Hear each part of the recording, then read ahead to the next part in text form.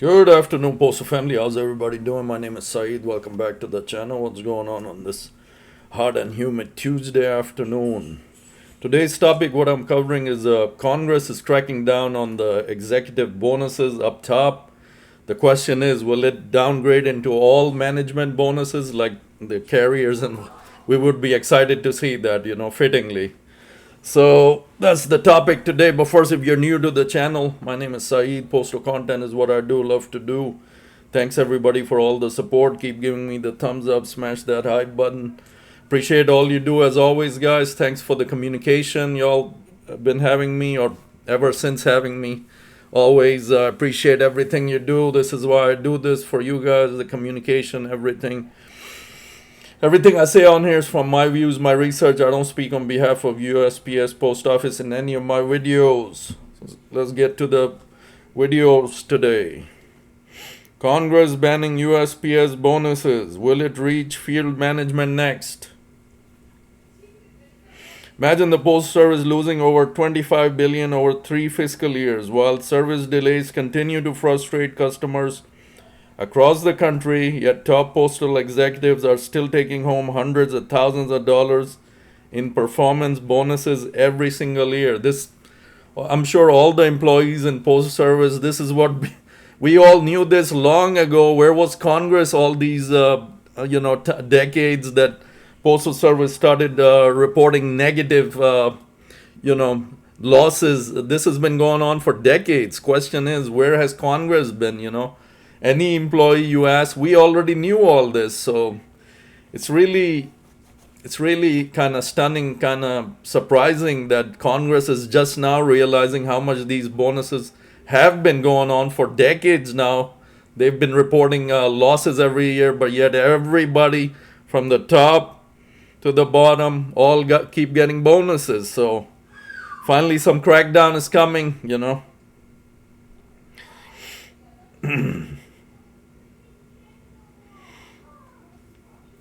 Well, lawmakers in both the Senate and the House have had enough. Multiple bills have just been introduced in Washington targeting executive pay, including Senator Josh Hawley's No Bonuses for Bad Service Act and Representative Dale Strong's Perform Act. Both of these bills aim to block executive bonuses unless strict service and financial targets are met. But there's a big question everyone in the postal community is asking right now. If Congress starts cutting bonuses at the top, could this eventually trickle down to all management performance pay? In this video, we're diving into what these bills actually say, who is driving them, and what this could mean for the future of postal compensation. So let's get into it, guys. The two bills breaking down in Congress, Part 1. First, let's look at what's happening at Capitol Hill. We have two separate major pieces of legislation taking direct aim at USPS executive compensation. The No Bonuses for Bad Service Act, introduced in Senate by Josh Hawley of Missouri.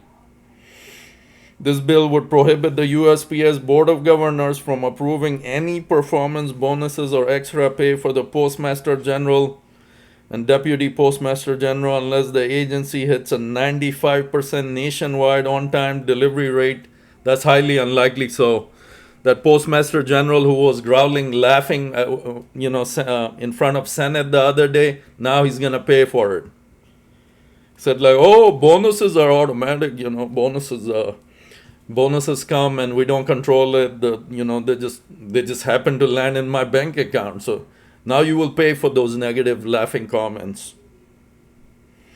The Perform Act, introduced in the House by Representative Dale Strong of Alabama, supported by Alabama's entire congressional delegation. This bill goes even further. Under the Perform Act, the Postmaster General becomes completely ineligible for bonus if the USPS fails to hit nationwide service performance targets. Look at the key words right there. Fails to hit, not statewide, not local, nationwide. That means it's next to impossible. 0% chance that being happening. So they can kiss their performance bonuses goodbye. Reports a net loss for the fiscal year. That's also It's not going to change unless something, the night freezes over or something. Night and day switch places. You know what I'm talking about.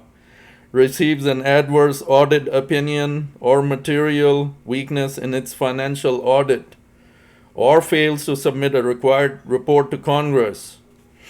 Representative Strong put it in bluntly: the American people don't get bonuses for failure. That American people should include all the employees of this agency as well. Who gets bonuses here? Carriers, they all in it. Carriers, clerks, mail handlers, truck drivers. Who gets it? Nobody. So why should somebody else should? Neither should the Postmaster General. Part 2, the numbers, losses versus executive pay. To understand why Congress is stepping in, you have to look at the numbers cited by lawmakers. Postal Service reported over $25 billion in net losses over the past 3 fiscal years, including a $9 billion loss in fiscal year 2025 alone. Over the past decade, Postmasters General have collected more than $2 million in performance-based bonuses. Cha-ching! In the wrong bank accounts. Recent bonuses for Postmaster General position have neared $200,000 per year. Just bonuses alone. Representative Mike Rogers noted during the introduction of Perform Act, when USPS is losing billions per year, yet the Postmaster General still receives bonuses nearing $200,000, we must hold leadership to account. It's about time. That leadership needs to fluctuate all the way down. This is not enough. You can save a lot of millions. Just do the things that's guiding your brain right now, the common sense. Representative Mike Rogers noted when USPS is losing billions, Representative Gary Palmer added, being rewarded with taxpayer dollars for poor service is unacceptable. Why now in 2026? This has been going on for decades. Who woke up? You finally woke up, Congress. Yes.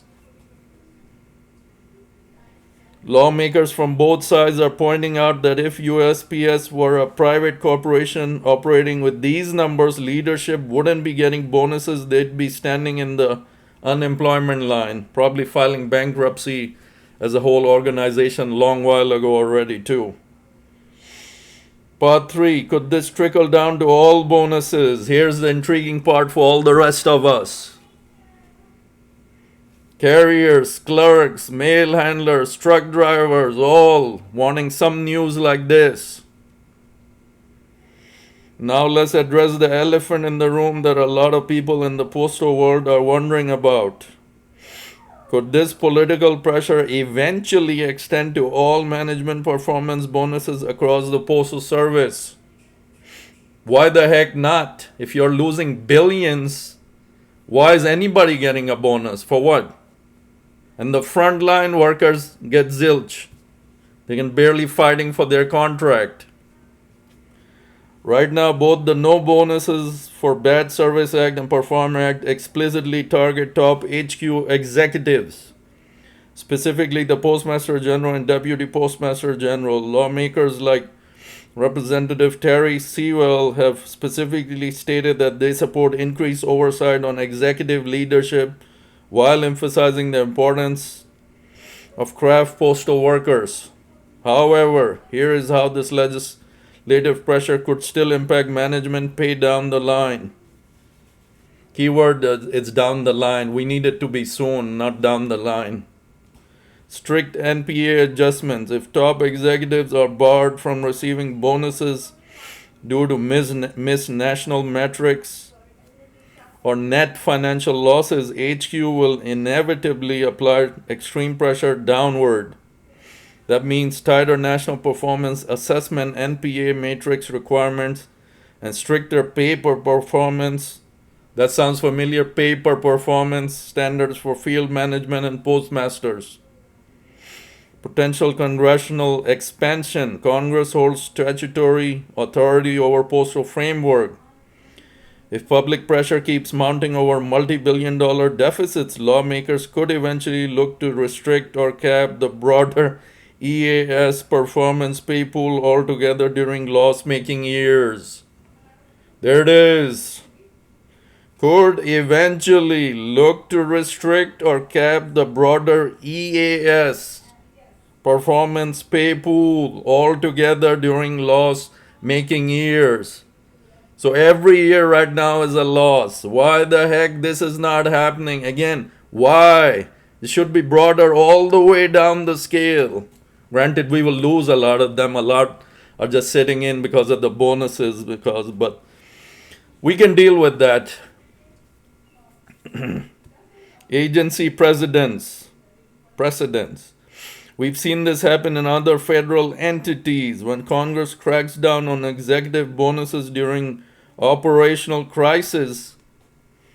Agency-wide freezes on performance awards often follow. Part 4, the craft worker perspective and outlook. What makes this issue so sensitive across postal workforce is the stark contrast between leadership compensation and frontline reality. This is one of the best articles I'm reading, man, guys. Makes so much sense, hitting right to the targets where it need to. While executives receive performance bonuses based on high-level metrics, frontline craft employees, the carriers, the clerks, the mail handlers, truck drivers are out there every day facing short staffing, heavy mail volumes, and public frustration over delayed mail. They left something out, the weather, the heat for carriers. During a Senate committee hearing, Senator Hawley confronted postal leadership directly, saying the frontline postal workers are working their butts off, getting blamed for service issues, while leadership takes home the bonus check. Bling, bling, stuff hits the fan. It's about time. Whether these bills pass in their exact current form or face political resistance in Congress, one thing is clear.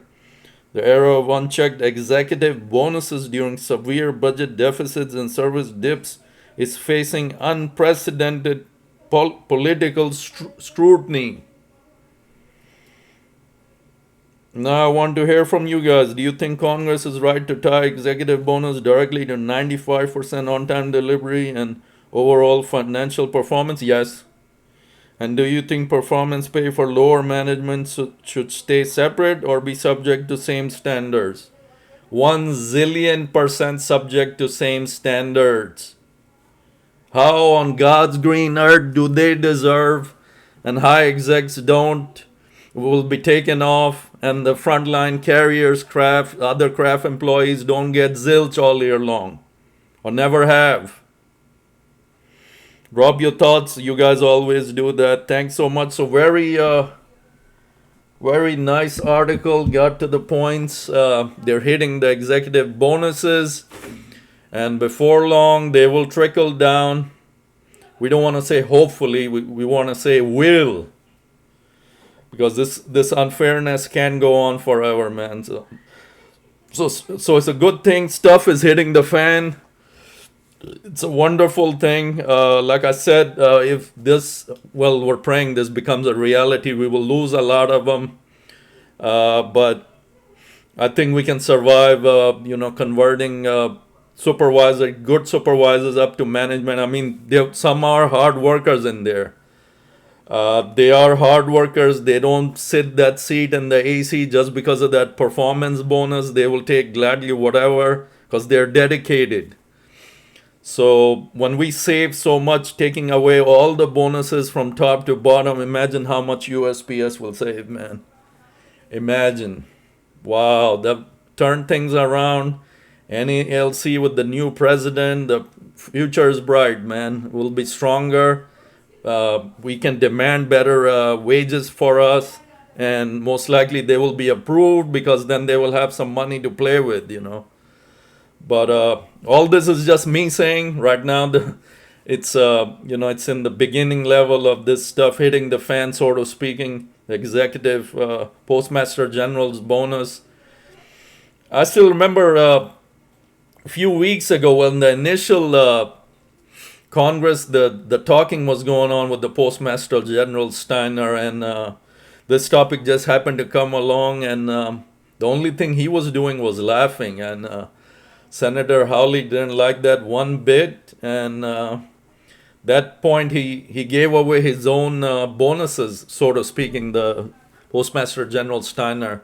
If he had calmed down and answered that question on a serious note, the attention would have been diverted. But Hawley caught it, and he made it a case. Now all this is, in Congress with bills. Perform Act, second bill from the Alabama senators have passed. So all this eventually is going to tinkle down, and we all know who's going to get hit. So, we'll see. I'll keep tabs on this thing, where this thing progresses, and we'll go from there. So very good stuff indeed. Good news for all the other crafts that don't get rewarded in this business. Heat or cold, we're out there. Not to exclude all the other crafts, mail handlers, clerks, truck drivers. It's the whole unit. I like to appreciate the whole unit, make it happen. We're the last leg to get the mail letter, mail piece to the customer. Whether summer heat, right now we're facing, there was another death in Elm somewhere. I reported a couple of videos ago. Got condolences to his family. He's an Indian guy in Texas, yeah. Elm something, Texas, yeah. Condolences to his family. These things are past few years we've been noticing the deaths increasing because it's just unbearable, man. The climate is changing and nobody's taking these things seriously. To get all the carriers ACs in the trucks. Our trucks are mine particularly is from 1994 LLV. It's a really bad, disastrous situation as far as our trucks right now. I mean, so nobody's taking that seriously. Carriers lose their lives, It could be number of reasons. This particular case, you can make the case for each death, but I'm sure in each of them, 100% heat had something to do with it. You can't just say, okay, yeah, he had some kind of heart attack. Why was that heat stroke related to, that heart attack? To heat.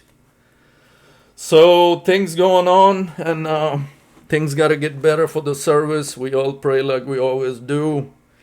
So this is it. Just wanted to report in this video, Senator Hawley and the stuff up top hitting the fan, their bonuses, and it's gonna tinkle down. Just be patient, guys. It's gonna tinkle down all the way. Watch. Anyway, until next time, this is it. Everybody stay good. MailmanSyed out.